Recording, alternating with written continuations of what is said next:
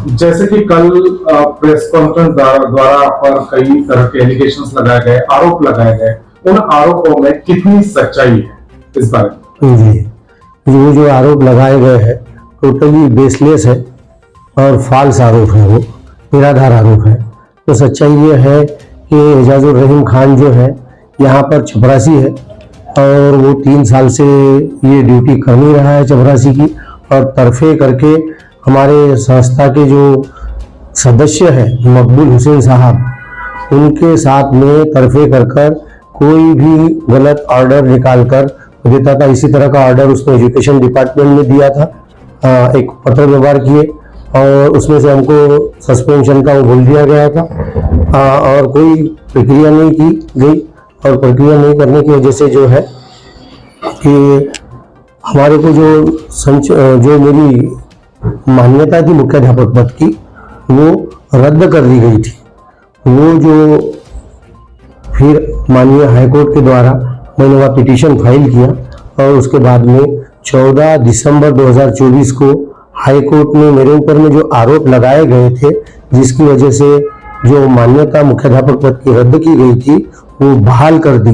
Cosh और set aside उसको बोलते हैं इसके टर्म में वो, और री इंक्वायरी करने का माननीय उप संचालक नागपुर को आदेश दिया। वो री इंक्वायरी 12 फरवरी 2025 को हुई और 14 फरवरी 2025 को उसका आदेश आया, जिसमें मेरे को मेरा पद मुख्याध्यापक का वो बहाल कर दिया गया है। इसमें जो सगीर अहमद जो हमारे स्कूल में शिक्षक है, सहायक शिक्षक है, उन्होंने जो है गलत तरीके से एजुकेशन डिपार्टमेंट में अपना नाम पेश करके कि मैं सीनियर हूँ करके बताया था, जबकि वो सीनियरिटी लिस्ट के मुताबिक 4थे नंबर पर है और उन्होंने प्रशासकीय और आर्थिक अधिकार हासिल कर लिए थे वहाँ से गलत तरीके से झूठ बोलकर। और फिर हमने बताया कि हमारे यहाँ जो स्कूल में जूनियर कॉलेज और हाई स्कूल मिलाकर खलीम अहमद साहब जो है वो सीनियर मोस्ट टीचर है। मैं हेडमास्टर से अगर हटता हूँ तो उनको प्रभारी पद के अधिकार दिए जाए। तो माननीय संचालक ने आदेशित किया माननीय शिक्षणाधिकारी को और उसके बाद में खलीम अहमद साहब को दिए। अब जो है मेरे 14 फरवरी 2025 को मुझे फिर से बहाल कर दिया गया। सगीर अहमद में जो आरोप लगाए गए, ये जो धांधली हुई है इसके अंदर में नियुक्ति की वगैरह, तो ये सब धांधली वगैरह कुछ नहीं हुई। सब पारदर्शिता के साथ में हुआ। जो नियम है नियुक्ति के, वो नियमों के मुताबिक हुआ है सारा काम। और उसमें उनके पत्नी का मेरे साथ में रहते थे सगीर अहमद साहब जो है, और उनकी पत्नी के लिए वो करते थे कि मेरे पत्नी का भी जो है मेरे बीवी का आप जो है करने की कोशिश कीजिए, कर दीजिए मेरे बीवी का। तो मैं तो जो नियम कानून है और मैं कोई नियम कानून से हटकर नियुक्ति की जो प्रक्रिया है वो प्रक्रिया से हटकर तो कुछ नहीं कर सकता था।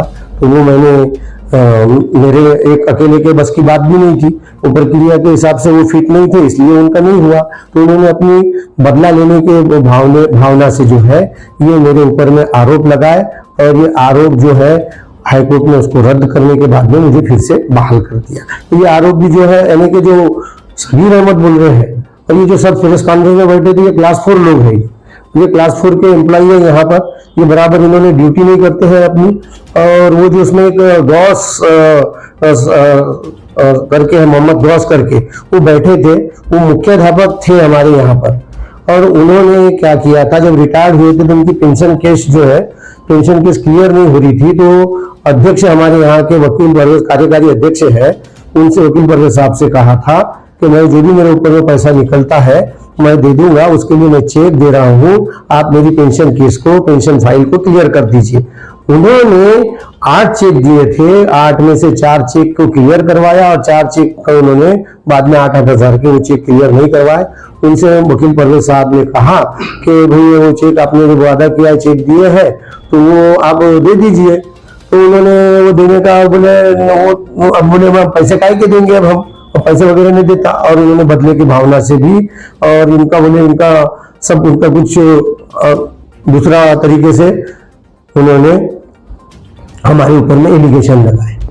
मतलब जितने भी आरोप उन्होंने प्रेस कॉन्फ्रेंस में लगाए, आपका कहना है कि ये सब झूठे हैं और झूठे आरोप लगाए जा रहे हैं, वो बेबुनियाद है, उनके पास किसी प्रकार का कोई प्रूफ नहीं है, तो आपके पास आपका जो एलिगेशन लगाया आपके पास उस चीज का प्रूफ है कि आप सही हो या all the allegations are baseless and false. I already said, ये जो भी आरोप जो है ये प्रेस कॉन्फ्रेंस में सभी जो क्लास 4 के लोग बैठे थे उन्होंने लगाए हैं, वो आरोप का जवाब जो है हम कोर्ट में देंगे। माननीय शिक्षण उपसंचालक साहब के पास में जब भी हमको बुलाया जाएगा, माननीय शिक्षण अधिकारी कार्यालय में बुलाया जाएगा, वहां पर हम देंगे। और हम जो है पूरी तरह से हमारे ऊपर जो आरोप लगाए गए हैं वो निराधार है, और एविडेंस हमारे पास में डॉक्यूमेंट्री एविडेंस जो है एक एक आरोप का है। और हम जो माननीय उच्च न्यायालय से हम बाधित है, हम उसका सम्मान करते हैं, कोर्ट का, हमारे शासन का, और वो हमारे जो अपना हाईकोर्ट है, अपना जो कानून व्यवस्था है, उसको हम जो है मानते हैं। और इस तरह से हम ये कहना चाहते हैं कि ये इसका हम कानूनी रूप से जवाब देंगे।